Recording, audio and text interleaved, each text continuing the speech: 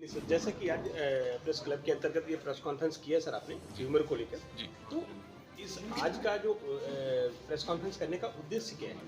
देखिए सबसे पहली चीज़ तो मैं ये बताना चाहूँगा कि 8 जून जो कि वर्ल्ड ब्रेन ट्यूमर डे के नाम से जाना जाता है, मनाया जाता है। जी। तो हमारा इसमें प्रयास ये है basically early detection of brain tumour. Early detection मतलब हम जल्दी से जल्दी जो है ब्रेन ट्यूमर को पहचानें और उसका ट्रीटमेंट कराएँ। इसकी ज़रूरत क्यों है? अब देखिए अराउंड 40 से 50 हज़ार जो हैं नए ब्रेन ट्यूमर्स जो हैं ऑल ओवर इंडिया डायग्नोस होते हैं हर ईयर, और उनमें से अराउंड 24,000 जो है वो दे एक्सपायर यानी कि उनकी डेथ हो जाती है ड्यू टू ब्रेन ट्यूमर्स। जी। अब इसका कारण क्या है? बेसिकली कारण इसका यही है कि उनको टाइमली ट्रीटमेंट नहीं मिलता है, उनको जो है पता नहीं होता कि किस जगह जाना है, डायग्नोसिस नहीं बनता है, और जो है ये पेशेंट्स जो हैं कभी-कभार अल्टरनेटिव फॉर्म ऑफ ट्रीटमेंट की तरफ चले जाते हैं क्योंकि उनको लगता है कि ब्रेन ट्यूमर का ट्रीटमेंट ही होपलेस है। तो हमारा ये जो बेसिकली प्रेस कॉन्फ्रेंस है वो इसी की तरफ है कि जो अब ब्रेन ट्यूमर है उसके लिए ट्रीटमेंट के लिए और डायग्नोसिस के लिए बहुत सारी जो है नई फैसिलिटीज़ अवेलेबल हैं, और जो ब्रेन ट्यूमर है उसको डायग्नोस करके और एक सेफ तरीके से जल्दी ट्रीट किया जा सकता है। जी। सर, ट्यूमर के पेशेंट बहुत सारे हैं और लोकल बहुत सारे आपके कॉम्पिटिटर भी हैं, जी। तो आप बेहतर कैसे करते हैं? देखिए एक तो अराउंड मेरे को 2010 से मैं आईवी हॉस्पिटल मोहाली में जो है ड्यूटी कर रहा हूँ, और अराउंड आप कह सकते हैं 1000 के आसपास हम जो है इस तरह के ऑपरेशंस जो है कर चुके हैं।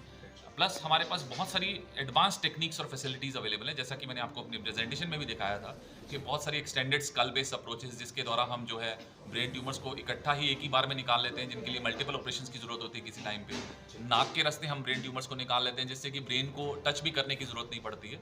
एंड देन न्यूरो नेविगेशन जो एक बड़ी अच्छी जो है मशीन और फैसिलिटी अवेलेबल हो पाई है, जिसके द्वारा हम जो है बेसिकली डिफ़िकल्ट ब्रेन ट्यूमर्स को, या जो ब्रेन ट्यूमर्स बहुत क्रिटिकल जगह पे हैं, उनको भी सेफली एक्सरसाइज कर सकते हैं, और जो है उनका रिजल्ट बहुत अच्छा हो सकता है। रंधा साहब बताएं कि ट्यूमर होता क्या है? ट्यूमर होने के कई कारण हैं सर। जैसे सर ने बताया कि कॉमनली ये कुछ फैमिलीज़ में भी फैलता ये आगे जाता है।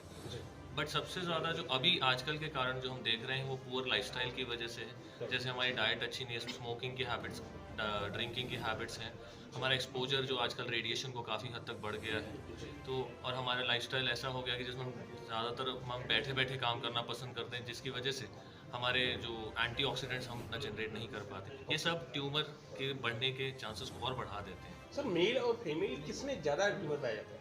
मेल्स में यूजुअली ट्यूमर ज़्यादा पाया जाता है बिकॉज मेल्स यूजुअली उनके हज़ार्ड्स को बहुत ज़्यादा एक्सपोजर है, जैसे कि स्मोकिंग अक्सर ज़्यादा मेल्स में पाई गई है। इवन जो रेडिएशन को एक्सपोजर है वो भी मेल्स में ज़्यादा होता है। Thank you. हाँ जी मैम, जैसे कि महिलाओं में भी ट्यूमर पाया जाता है, तो उसका उपचार कैसे इजी हो सकता है इस टेक्नोलॉजी के द्वारा?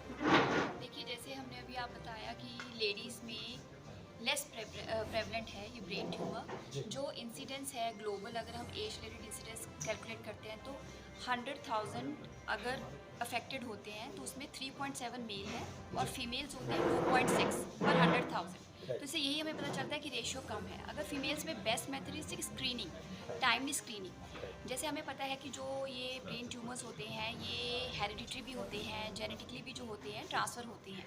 तो अगर आप टाइमली स्क्रीन कराएं अपने आप को टाइमली, अगर आपको पता है कि फैमिलीज़ में रन कर रहा है, जैसे ये चीज़ें हैं जैसे कि ब्रेस्ट कैंसर है, ये तो चलो ब्रेस्ट कैंसर का होगा, जैसे ब्रेन ट्यूमर है अगर फैमिलियल में है या तो है, तो प्रॉपर स्क्रीनिंग अगर होए, एक अगर कोई भी सिम्टम हो, सिम्टम जो मेन सिम्टम्स आपको बताया है कि कोई भी हेडेक, वो हेडेक जो होता है दैट्स सेकेंडरी हेडेक। मतलब अगर रेड फ्लैग आपको साइन मिले कि एकदम बहुत सीवियर हेडेक हो गया, पहले कभी भी आपको हेडेक ऐसा हुआ नहीं ज़िंदगी में और एकदम अलग करैक्टर का है, एकदम वॉमिटिंग के साथ आए, तो उसको आपको लाइटली नहीं लेना चाहिए। तो you should immediately gate screen your self. कोई वॉमिटिंग है, कोई दौरा पड़े। अब दौरा सिर्फ यही नहीं होता कि अगर आपका मतलब हाथ पाँव कांपे या उसमें हलचल हो तो वही दौरा होता है, मिर्गी का दौरा। अगर व्यक्ति को बचाव क्या करना चाहिए कि ब्रेन ट्यूमर हो ही ना?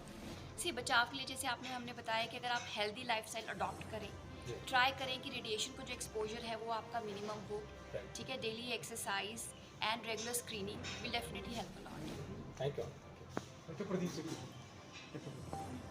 हाँ जी प्रदीप सर, जैसे कि आज ये ब्रेन ट्यूमर का यहाँ पर कॉन्फ्रेंस की गई, होने के बहुत सारे कारण होते हैं। जैसे कई बार सबसे मोस्ट कॉमनली जो हम लोग ब्रेन में देखते हैं वो होता है जेनेटिक कारण, जिसके फैमिली से हिस्ट्री चली आ रही है कि they are prone for the like glioblastomas या फिर एस्ट्रोसाइटोमास। तो फैमिली हिस्ट्री बड़ी कॉमन होती है। कई बार कई लोगों का वर्क कल्चर काफ़ी जैसे लाइक फैक्ट्रीज़ में काम करते हैं या फिर ऐसी जगह काम करते हैं जहाँ पे उनका रेडिएशन ज़्यादा है यूवी रेज से या फिर कुछ और हार्मफुल रेज से, तो उनके अंदर इंसिडेंस इनका बढ़ जाता है। कई बार कईयों की लाइफस्टाइल बड़ी लेथार्जिक रहती है, कई बार कईयों का जो फूड इनटेक है वो अलग काफ़ी हार्मफुल रहता है, कई बार स्मोकिंग ज़्यादा करते हैं या फिर अल्कोहल ज़्यादा लेते हैं। तो ये सब कारण होते हैं जो उनको ब्रेन ट्यूमर या फिर किसी भी प्रकार के ट्यूमर को इंक्रीज़ करने के लिए काफ़ी रहता है। सर जो ऑपरेशन करते हैं उसके बाद पेशेंट जो है कितने समय में रिकवर हो जाता है? देखिए, रिकवरी सबसे पहले डिपेंड करेगी कि उसको किस तरीके का ट्यूमर है और किस साइज़ का ट्यूमर है और उसको कितना रेजिडुअल या फिर कितना उसको उस ट्यूमर ने परेशान किया है या फिर सिम्टम्स कितने प्रोमिनेंट हैं। तो सबसे पहले उसका ट्रीटमेंट किया जाता है। अगर किसी को सिम्टम्स बहुत ज़्यादा हैं तो उनकी रिकवरी होने में टाइम ज़्यादा लगता है, या फिर जिनके सिम्टम्स इनिशियल स्टेज में हमने पकड़ लिया, जैसे हम आपको जागरूक कर रहे हैं तो इसीलिए कर रहे हैं कि अगर हम लोग जल्दी उनको स्क्रीन कर पाएँ, जल्दी सिम्टम्स पकड़ पाएँ तो उनका अर्ली ट्रीटमेंट कर पाएंगे, तो अर्ली इंप्रूवमेंट अच्छा रहता है उनका। मीडिया से बात करें, धन्यवाद। Thank you. सर जैसे आपका ब्रेन ट्यूमर का ऑपरेशन किया गया, हाँ तो जी। आपको कैसा लग रहा है सर? उस टाइम तो जैसे मेरा ब्रेन ट्यूमर का ऑपरेशन जो है वो डॉक्टर विनीत सागर ने किया, तो उस टाइम तो मुझे कुछ नहीं फील हुआ, मुझे कुछ फील नहीं हुआ मतलब उसके बाद। अभी आपको कोई साइड इफेक्ट लगता है कि इससे कोई लॉस है? नहीं, फिलहाल कुछ नहीं, फिलहाल तो मैं ऑफिस भी जाना स्टार्ट कर दिया है मैंने अभी, ओके। तो कुछ नहीं है। जब आपका ऑपरेशन हुआ उसके कितने दिन बाद आप ऑफिस जाना शुरू किए?